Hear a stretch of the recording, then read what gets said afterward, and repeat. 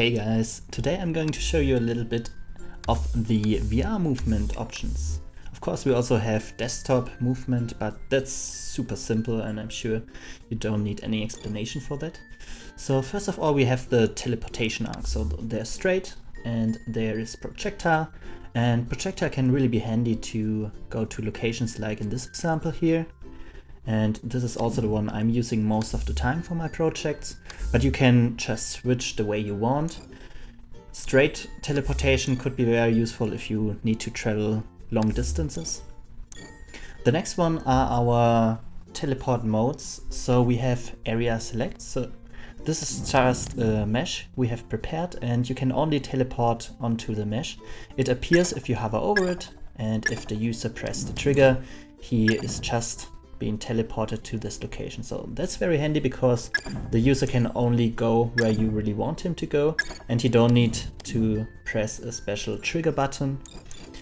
The same is for active. Active is only working on the very same mesh, but you need to press the trigger button in order for it to work.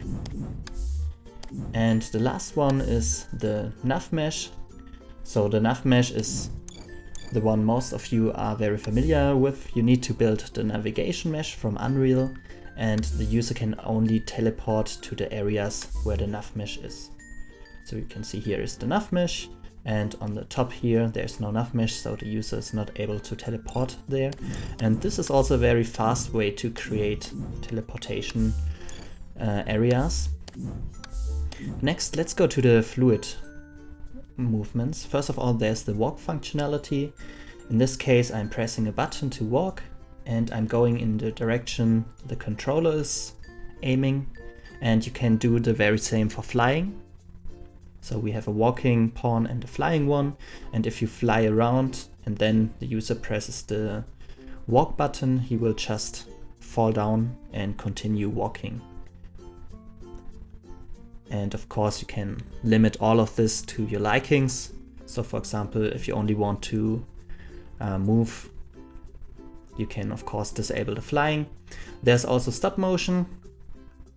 So for stop motion you will be teleported to the position of this ghost character here every few seconds, and you can adjust all of that. And the last one is the ghost movement. So a ghost is moving into the direction the controller is aiming, and if you let go, you will be teleported to that position, and also you will have the same rotation.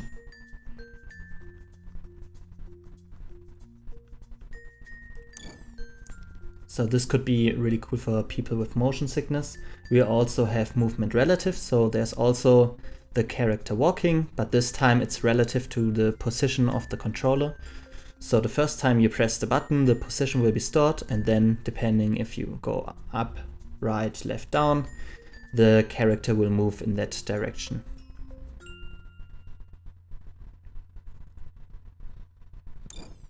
And the last one is relative position. So here you can also see this black line. So it only moves relative to the position you started the movement, and you can go in all directions. And this is very cool because you can also go really large distances in a very precise manner. So here you can see exactly what is happening here. And you can also rotate your controller to rotate the ghost. And the same is true for flying, so it works the same. It's not a character but a camera, and I can move it around, position it the way I want it, and rotate it. So very precise movement possible here.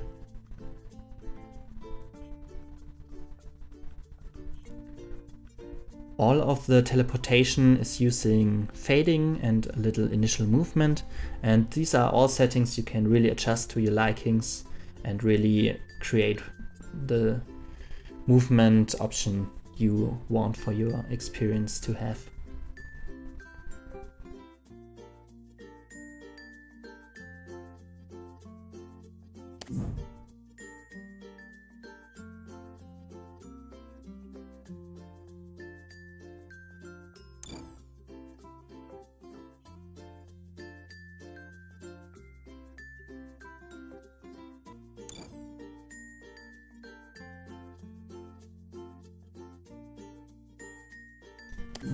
And one last thing I forgot to mention is this rotation option. So of course, if you teleport, you can also change the rotation of the character, either by moving your controller left or right, but you can also set this functionality to your thumbsticks for the Oculus controller, for example, or the touchpad for the Vive.